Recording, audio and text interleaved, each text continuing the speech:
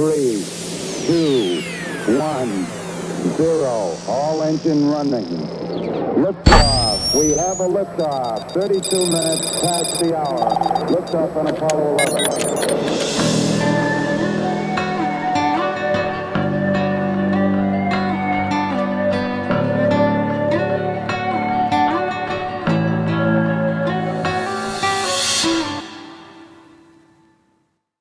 Welcome to Roots of Reality. I'm your host, Ben Baumann, and today I'm going to be talking about Phase 15, the Industrial Revolution. So going back about 200 years ago, human society would continue to rapidly change with science developing more and more. For instance, evolution would be discovered by the English scientist Charles Darwin, dramatically changing the human understanding of where life comes from, how it changes, and how it led to us. There was also the Austrian scientist Gregor Mendel, who discovered the basic principles of genetic inheritance, and these were just two of many groundbreaking scientists of the era. This was also a period where many famous writers were influencing the world of literature, like the English writer Lewis Carroll, who wrote Alice's Adventures in Wonderland, the French writer Victor Hugo, who wrote Les Miserables, the Russian writer Fyodor Dostoevsky, who would write Crime and Punishment, and the American writer Edgar Allan Poe, who would start the modern detective story genre. In addition, during this time, from a morality standpoint, the ancient and horrific practice of slavery and serfdom would start to fade away, as it becomes abolished in the United States of America, the British Empire, and the Russian Empire. The biggest change, though, from a societal standpoint, was the Industrial Revolution. And this period will last from about 200 years ago to about 100 years ago, and would begin in the British Empire, eventually expanding across Western Europe and to the United States.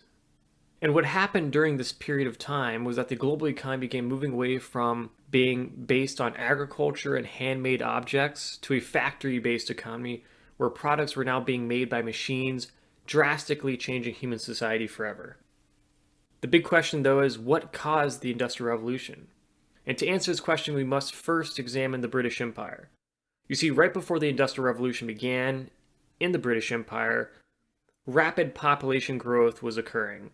And this was due to greater food security thanks to improved farming methods, which created a larger workforce. And the potential productivity of this larger workforce would be utilized effectively due to the fact that the peasant class in Britain no longer had to pay tribute to the wealthy landowners, and now instead earned wages working in factories for private businesses, which dramatically changed the structure of society from an agriculture-based society to an industrial working-class society.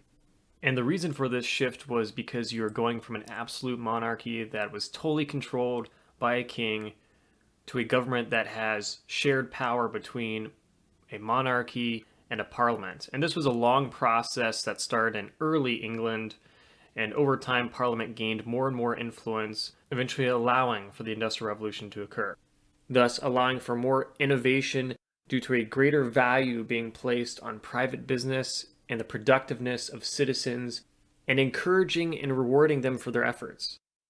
This also naturally created more of a mental investment from citizens and a stronger sense of nationalism and loyalty to the state, because people start to feel that they were valued more based on what they did and could improve their lives through their efforts.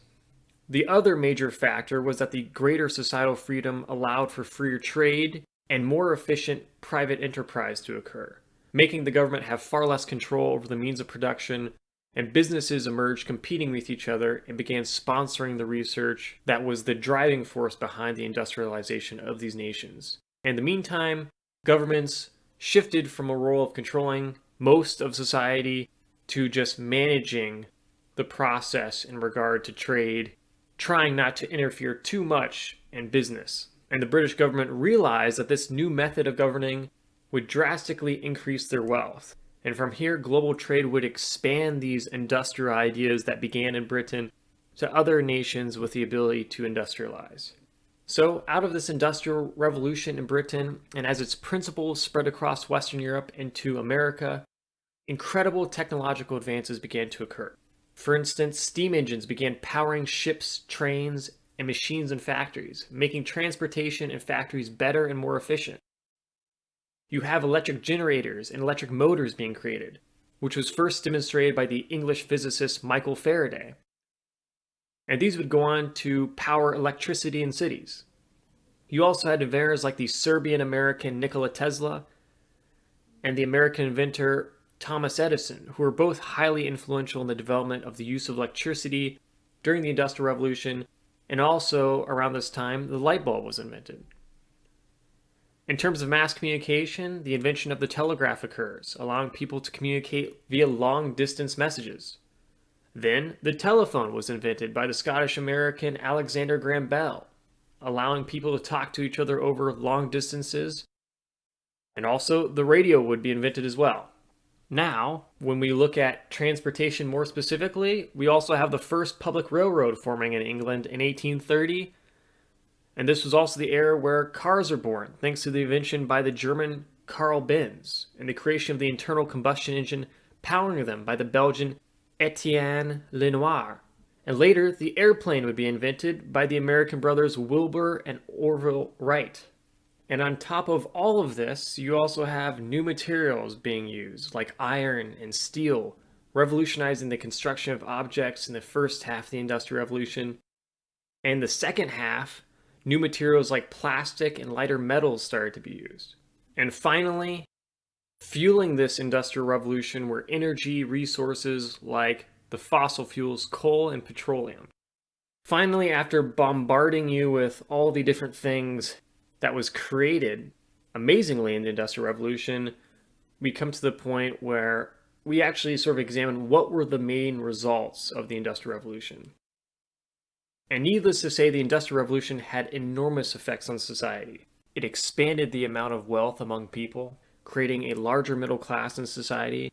Thus, financially, it was a big improvement for society and created greater equality in society.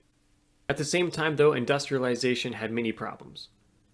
Because you had lots of men and women and even children working in factories for long hours and terrible and unsafe conditions for low wages, which would eventually be improved with the establishment of trade unions that fought for and promoted worker rights and ultimately ended some of the horrific inequalities workers faced, giving them more rights, protection, and a higher standard of living. Now, shifting from the working conditions of society and how that affected people, in the big picture, the industrialized nations became the wealthiest in human history. Giant cities began to emerge, unlike anyone had ever seen before, with millions of people residing in them. And industrialized nations became the most educated the world had ever seen, introducing mandatory schooling for the very first time in order to compete with each other, because they valued an educated society to help improve their societal productiveness, and thus education was no longer just for the societal elites, but for everyone. And this competition drove innovation and societal development, creating more advanced societies and ultimately better societies. Lastly, another key takeaway from this era was the sheer power acquired by industrialized nations. In fact, just to put this in perspective as to how powerful these industrialized nations became, by 1914, Western industrial empires and nations controlled about 84% of land on the planet. In fact, the British Empire became the largest empire in history, controlling more than 20% of the entire planet. Therefore, the Industrial Revolution changed our world forever, and its effects have had an enormous impact on shaping the world we call home today. And yet, our world continues to change and evolve as technological advancements keep coming, making it so essentially each generation grows up in a world that their parents would not even recognize from their own childhood. And that is incredible, because for most of human history, life did not change much at all, where you could have hundreds of generations even, living in the same hunter-gatherer based society. But today, it is continuously changing rapidly.